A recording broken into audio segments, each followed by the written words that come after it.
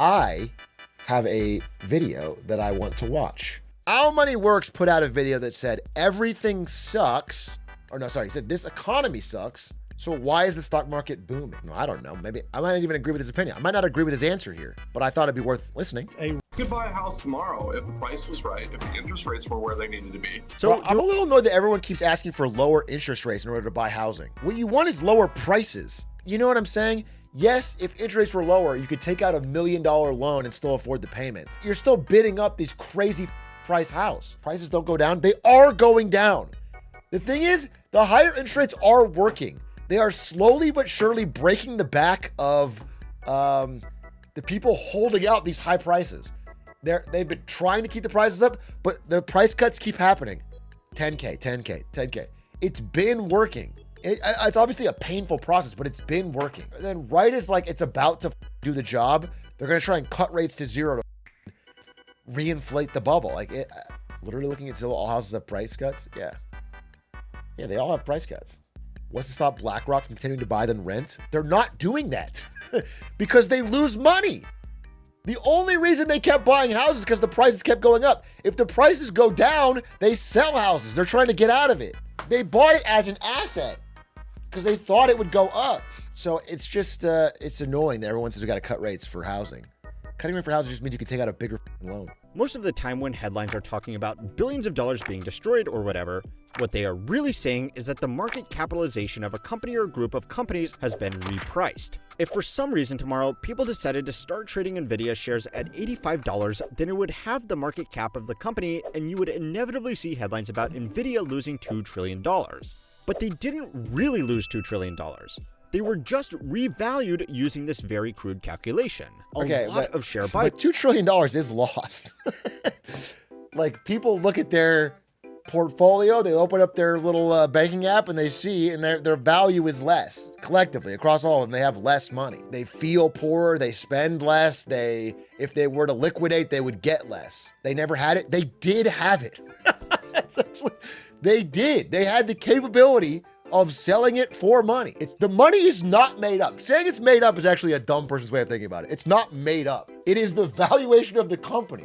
You can borrow against that. You can spend against that. It could be collateral. I mean, it's not made up. It's a real, you know what I'm saying? It's not made up. It's not the money the company owns. No, it's not the money the company owns, but it's the money that shareholders own or believe they have. And in fact, individually all do have.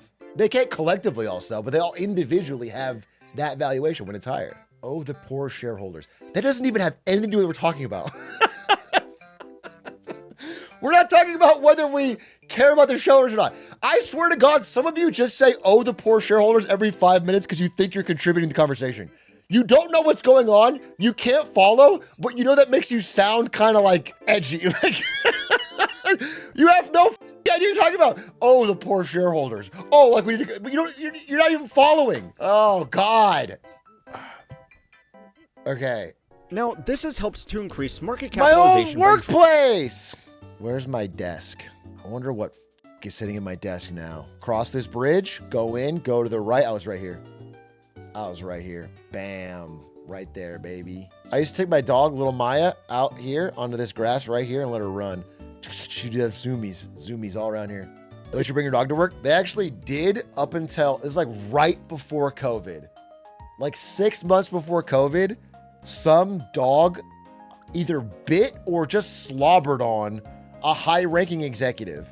And then an email went around to the whole company saying dogs weren't allowed at work anymore.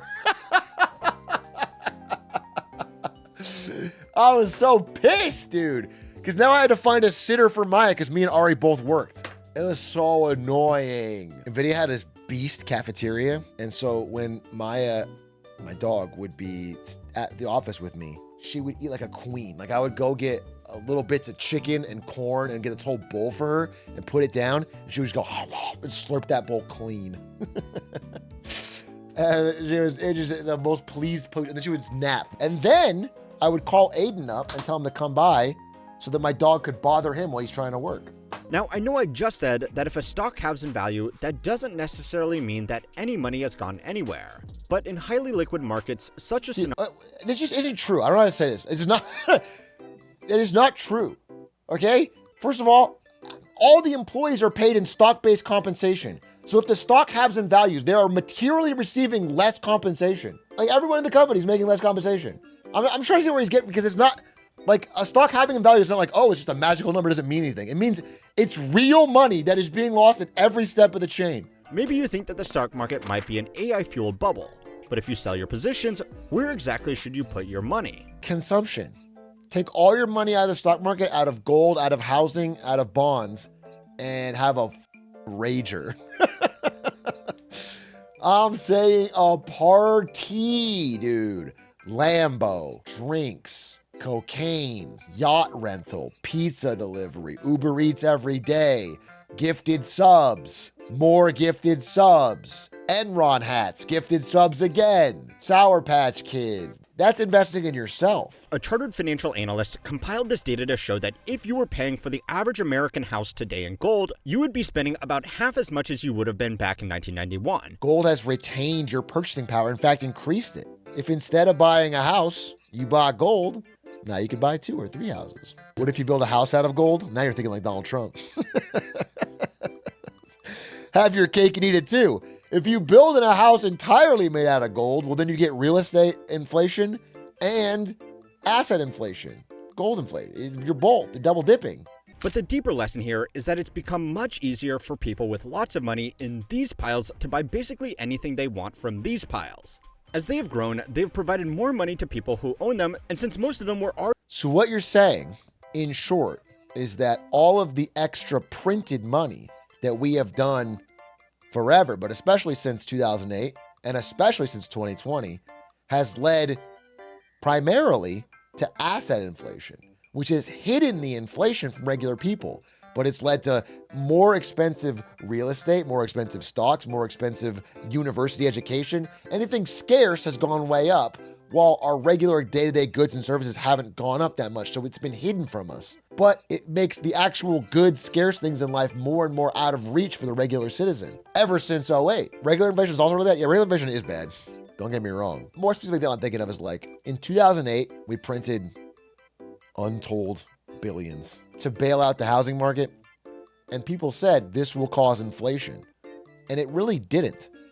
In terms of like regular goods and services, like people didn't see gas prices go up. They didn't see like the stuff they buy at the store go up. And so it was like, oh, well, then we can do this. But what you didn't see was that most of that money just got put into these piles. And we did start to get inflation in asset prices, real estate, stocks, anything scarce. Again, college education, all scarce things went up in value. And you know, back then it's only a little bit at a time. So it's like, well, society's still mostly functioning, but it kept going and going and going until this stuff was completely out of reach of a regular person on a regular salary. But because they could still buy normal goods and services, the system kind of chugged along. But then in 2020, so much money was printed that it broke through into regular asset prices, like consumption. And so we had actual inflation, 10, 20% inflation on like groceries and restaurants and McDonald's, and that's when it started to break down for people, because now everything's out of reach. Remember those record-setting stock buybacks from earlier? Well, they have outnumbered net household share purchases 6-1, adding even more people to the side piling money in. If you add this to the rise of index funds that mindlessly buy and hold a broad selection of shares, it's easy he's to on to see how something. lopsided the market has become. He's now, cooking. Sounds pretty bad, right? Well, it gets worse. A huge amount of this money recently has been tied up in chasing returns from... You can't do that at the end. No. The rule of, at the end of a YouTube video, you go, sounds pretty bad, right? Well, it could go, like, some people say it could actually be better. That's how you're supposed to end. You have 15 seconds left. You don't say it gets worse, 15 seconds left. That's not appropriate. You have to give people a little silver lining so they can click to the next video and smile. But watch this video next to find out how it's costing all... I'm not watching it. You depress me. No, I mean, listen, the main thing is like, so much of this consumption thing is the top part of the K. The K-shaped economy, the top 10%, they're doing all the spending, keeping everything else kind of afloat.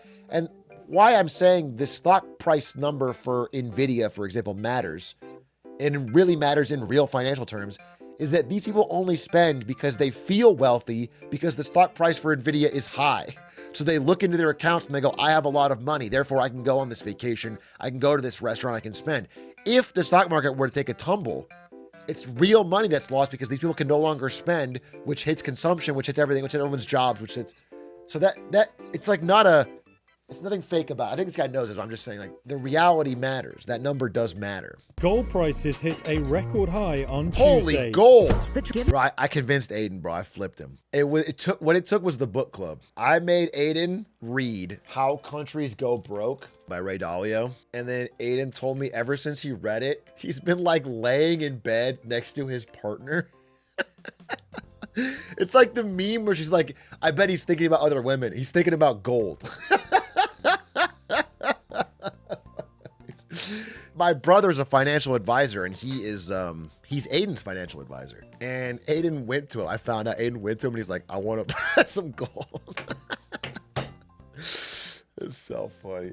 It'd be funny if gold crashes right now. At least I'd have the joy of seeing Aiden lose some money. God willing.